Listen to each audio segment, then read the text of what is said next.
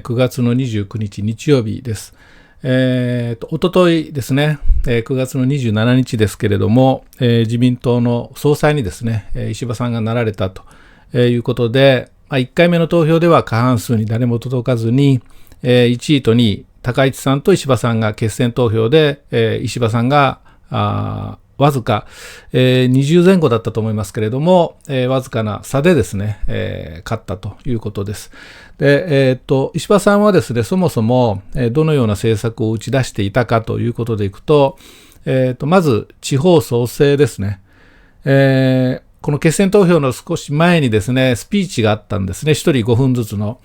で、そこでは、日本を守りたい、地方を守りたい、ルールを守る自民党でありたいという、フレーズをですね、何回か、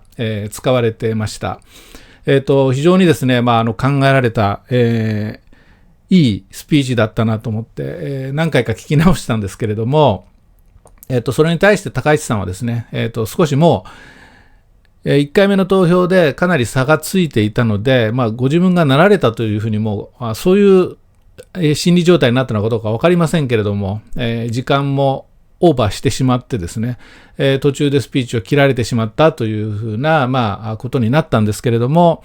そのスピーチの中でですね、石破さんは、とにかくこの地方ということを何回かおっしゃっていたということです。それと、これは明言するというわけではないんですけれども、増税という意味では他の候補者の中ではですね、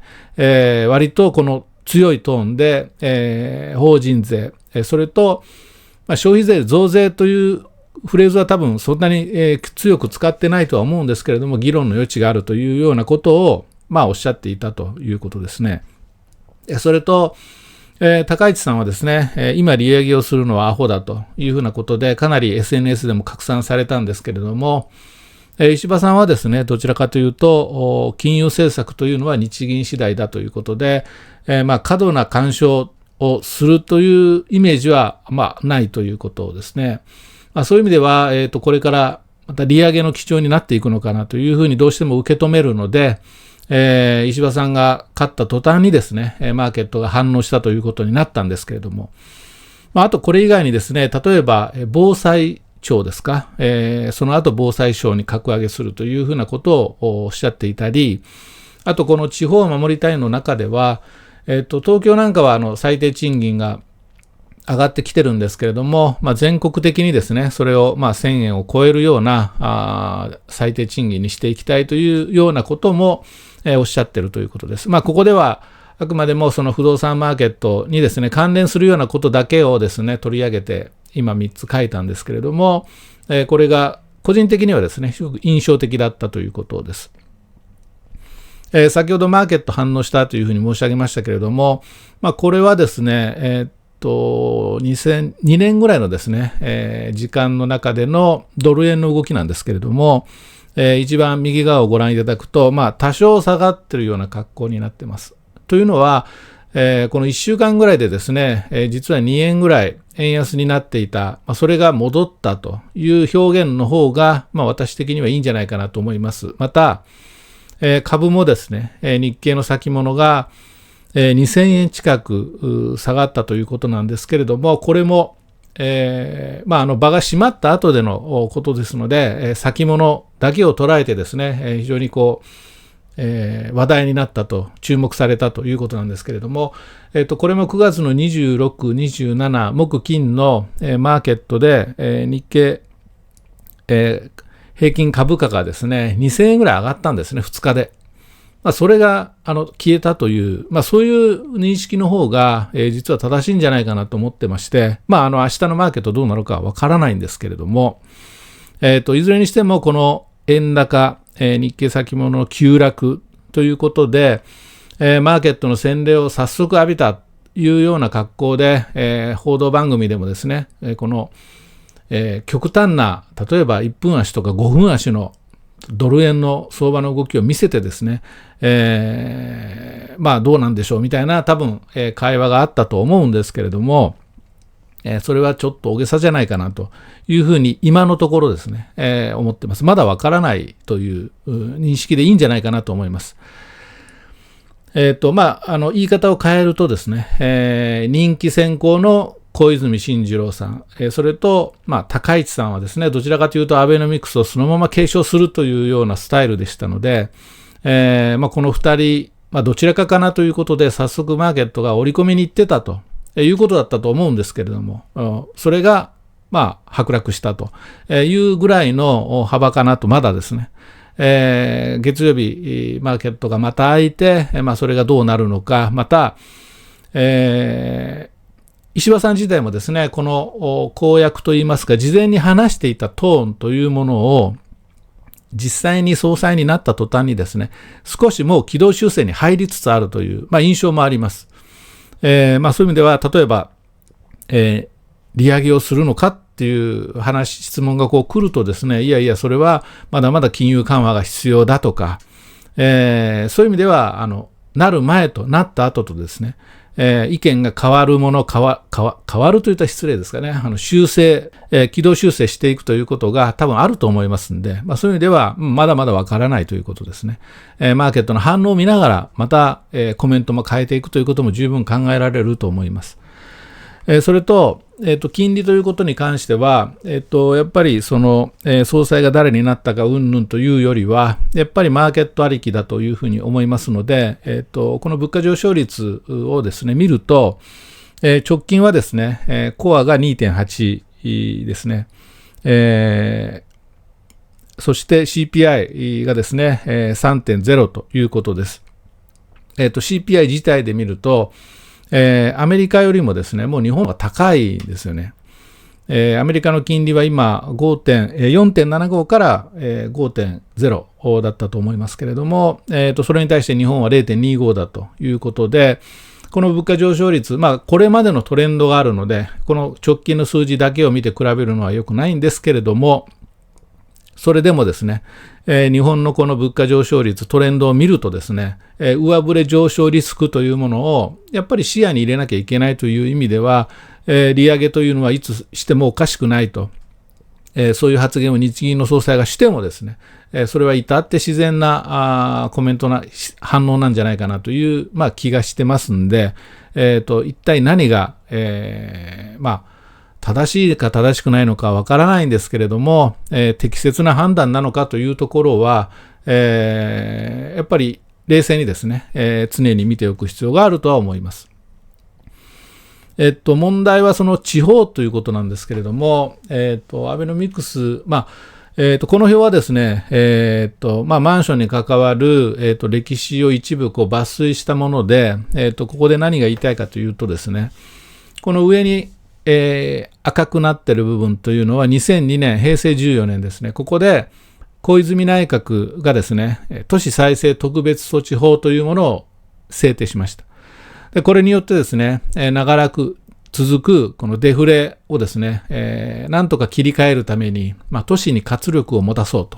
ということで、それまで、なかなかうまく推進していかなかった再開発の事業だとか、そういったものにですね、推進力をつけるためにこういう法律を作ったということをですね、これに伴って、例えば分かりやすいのは、臨海地区ですね、湾岸エリアというふうに言われてますけども、もしくは川沿いの工業地域ですね、こういったところが、バブル崩壊で、分かりやすく言うと衰退しつつあるところで、どうやって再生していこうかという時にですね、この再開発の、関連する法案ができたことでですね、推進力がついたと。分かりやすいところでいくと、例えば江東区の豊洲とかですね、晴海とかですね、あと芝浦とか、あと大崎なんかは非常に分かりやすいと思うんですけれども、ああいったところでの商業施設、もしくはタワーマンション、こういったものがどんどんできていったということでいくと、20年近く経ってるんですけども、逆に言うと20年ぐらいかかってですね、今の状態になっているということですね、法律ができてから。で、この下の方にまた赤いのがあるんですけども、これは2013年、平成25年の相続税改正なんです。この時にですね、基礎控除を大きく圧縮したことで、相続税対策として、相続税改正による節税対策として、例えば超高層タワーマンションの上のあたりを買うとですね、節税効果が非常に高いということで、一気にマーケットが動き出したんですけれども、そういう意味では2002年に、そういう特別、規制緩和を受けたですね、背の高い、高度利用したですね、建物が立ち始めたと。そこから10年少し経って、そこにお金が向かいやすいような税制改正がなされたと。同時にアベノミクスがこの時を同じくしてですね、2013年に始まったということで、不動産の価格、マーケットが大きく変わる税制と金利ですね。この2つが同時に2013年に、大きく金融緩和し、節税に関しては不動産に向きやすい、税制改正がなされたと、いうことなんですね。ということでいくと、10年かかって、建物が少しずつ増えていって、さらに税制改正と金融政策という後押しがあってそこにお金が向かったという、それで20年経ってここまでマンションが上がったと。でマンションの値上がりというのは都心部のまさにここでいう再開発のタワーマンションが引き上げたということなんですよね。なので、都市一極集中という状況が続いてますけれども、不動産のマーケット、特にそのマンションの市場ということでいくと、20年かかって今のような状態になっているという、言い方が本当は正しいんじゃないかなというふうに思います。ということで、すぐには、その投資マネーが流れ込むということはないと思うんですけれども、今、この石破さんという方がですね、新総裁になって、総理大臣になるわけですけれども、そこでどのような施策が打たれて、そこから街がどう変わっていくのか、制度もそうですけれども、そこからですね、不動産マーケットどう動くのかなということでいけば、今すぐどうこうというのはあまり考えなくていいんじゃないかなというふうに思います。特に実需ですね。ただし、投資家というのは先を見ます。材料で動きますので、その辺はまた別途注意しなきゃいけないということをですね。石破政権誕生はマンション州にとって決して良いニュースではないということですね。それとですね、こっちの方がどちらかというと気になるんですけれども、石破さんと高市さんの、決選投票は僅差でした。それと、そもそも人気で言うと、小泉進次郎さんがですね、リードしていたというようなことで、また、その自民党の重鎮ですよね、少し例えば、麻生さんだったり、岸田さんだったり、いろんなそういう派閥自体は解消されたはずなんですけれども、まだ麻生派閥は残ってるとは思うんですけれども、そのあたりの動きですよね。それがこれからどうなるのかということでいくと、この政局という、キーワードがですね、割と頻繁に出てくる可能性があるんじゃないかなというふうに思ってます。これはですね、投資家からすると、あまりウェルカムではないということですよね。これが継続することによってマーケットも不安定になるだろうということです。そういう意味では、投資家心理を冷やす材料が、2つ大きく出てきたんじゃないかなというのが、今回の先週のですね、投票結果なのかなというふうに捉えてまして、じゃあ具体的に何に注意していけばいいのかということでいくと、先ほど言ったように実需っていうのはそんな簡単に大きく動いたりするわけじゃないんですね。じゃあ、石破さんが総理になったから、地方に移住しようっていう人がどんどん増えるかというと、なかなかそれはイメージしにくいです。ただ、長い時間をかけてですね、そういう現象があるかもしれないんですけども、近々でいくとですね、おそらくこの投資家という、ジャンルの中でですね、の物件がどう変化するのかなということですよね。それでいくと都心部のタワーマンションの割と上層階、この物件の動きというのは一つ注目に値するのかなというふうに思います。なかなかデータの中でそれを抽出してそれだけを見るというのは難しいと思うんですけれども、これはその現場の仲介会社とかですね、そういったところから、情報が出てくるのかなという気がします。はい。物件評価レポートですね、物件プロフィール、購入目的背景、不安な点をお教えいただいて、公的データを使ってですね、多角的に評価して、メリットとリスクを整理して推奨度をご提示するという、サービスになっています。個別にその方に向けてですね、個別にオーダーメイドしていくというレポートになります。非常にですね、お問い合わせ、ご相談増えてまして、先週なんかはほぼ毎日のように、ご依頼またはご相談というふうにいただいております。今のところですね、早ければ翌日、遅くても翌々日にはご提出するというスケジュールにはなっておりますけれども、ご興味のある方はぜひご検討いただければと思います。